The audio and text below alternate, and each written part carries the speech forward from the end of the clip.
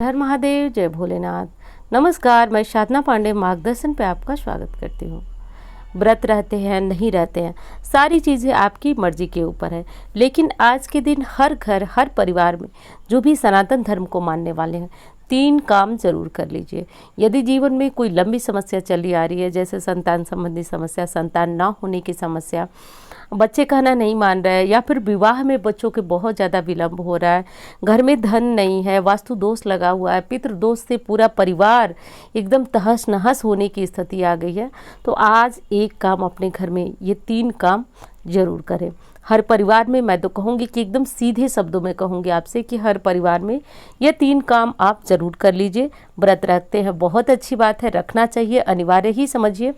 नहीं किसी कारण से रख सकते हैं क्योंकि सबको दिक्कत होती है शारीरिक, और इस कारण से बहुत लोग व्रत रहने से वंचित हो जाते हैं।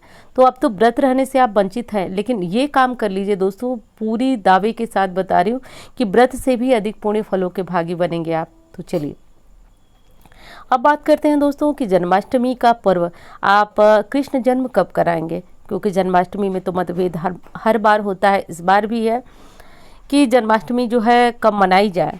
तो देखिए 18 को मनाते हैं तो भी और 19 को मनाते हैं तो भी। समय जो है आपको यहाँ पे लिखा हुआ मिल जाएगा। एक बार मौखिक रूप से आपको बता देती हूँ कि 12:03 से 12:47 तक लगभग जन्म श्री कृष्ण जन्म कराने का सही समय है। अब जन्म वो लोग कराएंगे जो कि लड्डू गोपाल रखे हैं, वो लोग तो नहीं कराएंगे जो फोटो रखे हैं।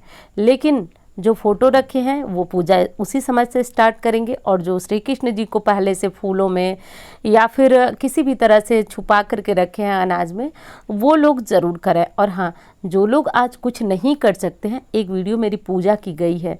ये बहुत धार्मिक व्रत है दोस्तों। हमारे शास्त्रों में कुछ व्रतों को इतना बड़ा व्रत माना जाता है। आज की मान्यता ऐसी है, मैं आपको बता रही हूँ।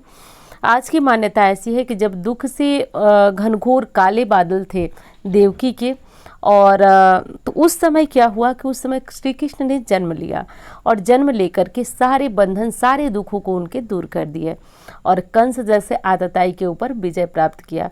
तो दोस्तों ये पर्व जो है, जीवन में कितने भी दुख हों, कितने भी कठिनाइयाँ हों, उन्हें दूर करने में मदद मिलती है।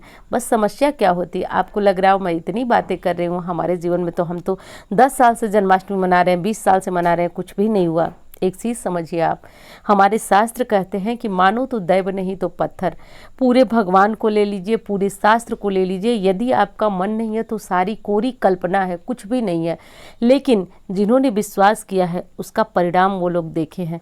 तो कहीं ना कहीं इस चीज़ को आप भी समझिए कि विश्वास रहित कोई काम बिल्कुल भी मत कीजिए। जन्माष्टमी मनाइए, लेकिन पूरी श्रद्धा से मनाइए। जैसे हमारे घर में छोटे बच्चे का जन्मदिन हम मनाते हैं, उसी तरह खूब उत्साह से आज कितने भी दुख हो भूल जाइए, सब कुछ श्री हरि के चरणों में समर्पित कर दीजिए और खूब खुश रहिए। जैसे आपको लगे कि आज कुछ उत्सव है, इस तरह से रहिए दोस्तों।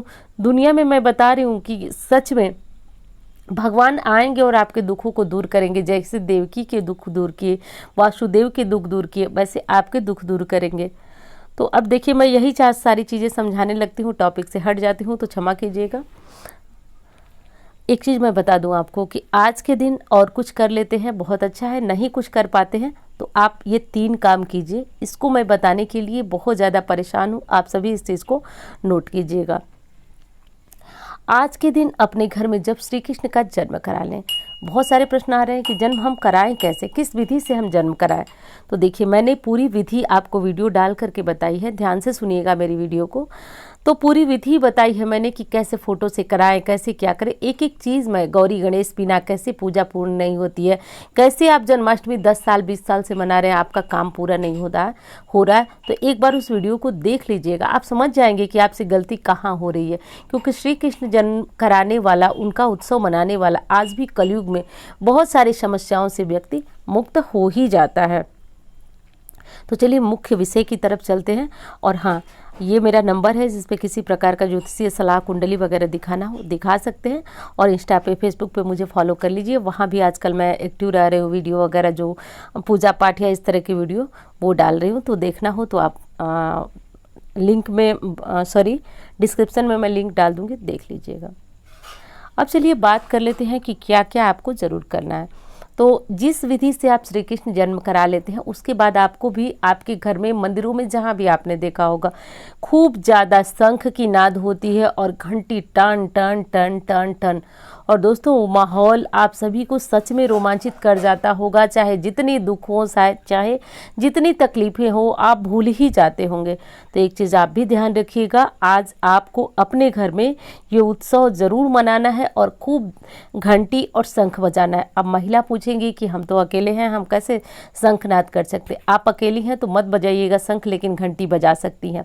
अब ये बजाने से आपको मैं बताती हूँ कि यदि कोई बड़ा पितरदोष नहीं होगा तो आपको काफ़ी हद तक नेक्स्ट डे से ही आपको लगने लगेगा कि घर में कुछ सकारात्मक चीज़ें हो रही हैं। यानी कि सकारात्मक चीज़ों की बात करूं तो जैसे परिवार में पितरदोष के कारण यदि कोई ग्रहण टाइप का लगा हुआ है, वो धीरे धीरे समाप्त होता है। देखिए, बहुत बड़ा पितरदोष तो बिना पूजा पाठ के समाप्त नहीं होता है, उपाय भी लंबा करना पड़ता है। लेकिन छोटा कोई पितरदोष है, मैं बहुत बड़ा आपको कोई ये झूठी दिलासा भी नहीं दूंगी, जो बातें हैं वो मैं स्पष्ट बताऊंगी। वो यदि थोड़ा सा पितरदोष है, कम पितरदोष है, तो आपको अगली सुबह से एक उत्साह एक एनर्जी टाइप की लगने लगेगी। ऐसा लगने लगेगा कुछ सकारात्मक चीज़ आपके साथ हो रही है। तो कर लीजिएगा ये काम। और हाँ, यदि बच्चों के विवाह में विलंब हो रहा है, संतान की प्राप्ति आपको नहीं हो रही है, या फिर धन नहीं है आपके पास, तो आज ही सुनार के पास जाइए, एक चांदी की बांसुरी बनवाइए। अब चांदी की बांसुरी से बहुत लोग परेशान हो जाएंगे कि हम बांसुरी कहाँ से लाएं, किस प्रकार जो है हम बांसुरी लाएं और कैसे जो है हम श्री कृष्ण जी को समर्पित करें। तो एक चीज़ समझिए, आप बांसुरी लाना है आपको और श्री कृष्ण जी को समर्पित करना है। वैसे तो बहुत ज़्यादा महंगी नहीं आती हैं, लेकिन फिर भी आपको इस बांसुरी को श्री कृष्ण जी को समर्पित पूरे परिवार के हाथ से स्पर्श करा करके और श्री कृष्ण जी को समर्पित करना है। अब बहुत लोग आज भी वो बांसुरी खरीदने में असमर्थ होंगे।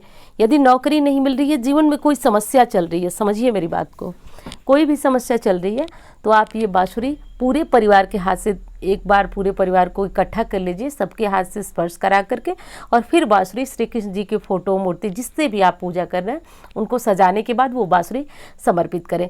दोस्तों, शास्त्रों का उपाय है कि परिवार में जो भी समस्या चलती है उससे मुक्ति मिल जाती है।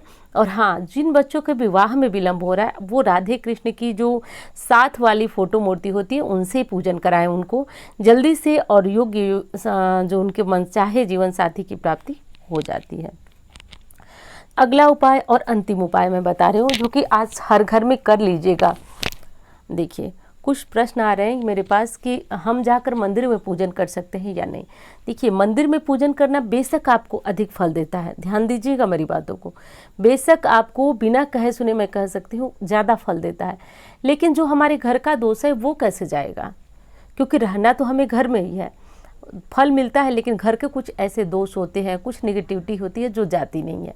और निगेटिविटी जब तक नहीं जाएगी, आप लाख पैसा रुपया कमा लीजिए, घर में कोई बरकत नहीं आपको देखने को मिलेगी, ना ही आपके घर में झगड़े बंद होंगे। तो सारी चीज़ें जो है समाप्त करने के लिए घर में श्री कृष्ण जन्मोत्सव मनाना बहुत ज़रूरी है। बहुत सारे लोग लड्डू गोपाल नहीं रख पाते, मैं खुद नहीं रख पाती हूँ, क्योंकि उनके लिए परमानेंट एक आदमी को घर पे रहना होता है, और फिर उनकी पूरी सेवा, ये सारी चीज़ें कर सके तो लड्डू गोपाल को रखिए, लाइए नया लड्डू गोपाल। नहीं कर सकते हैं, कोई बात नहीं, आप फोटो से पूजन कर लीजिए। मैं बार बार कह रही हूँ, वीडियो देख लीजिएगा, क्योंकि वीडियो देखने से आपको बहुत हेल्प मिलेगी। डिस्क्रिप्शन में मैं लिंक डाल दूँगी, तो उसमें फ़ोटो से भी पूजा करके मैं बताई हूँ, बहुत अच्छी तरह से पूजा हो जाती है, पूर्ण पूजा हो जाती है। तो एक बार इस चीज़ को ध्यान दीजिएगा कि मंदिर में पूजन करिए, मंदिर जाइए, खूब कीर्तन कीजिए, कोई दिक्कत नहीं, लेकिन अपने घर में श्री कृष्ण का जन्मोत्सव जरूर मनाइए। इस चीज़ को भी आपको ज़रूर ध्यान देना है।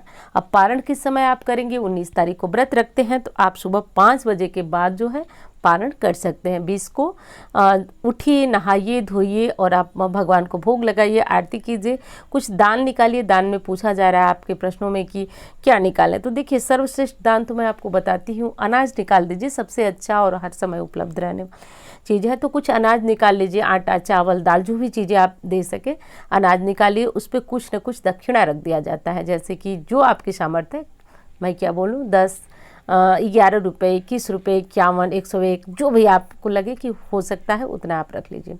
इतना दक्षिणा रखिए। और दोस्तों, मैं दावे के साथ कहती हूँ आपसे कि आपको अगली सुबह, ज़्यादा दिनों की छोड़ दीजिए, आप अगली सुबह उठिएगा, मुझे कमेंट करके बताइएगा आपको आपके जीवन में बदलाव नजर आए।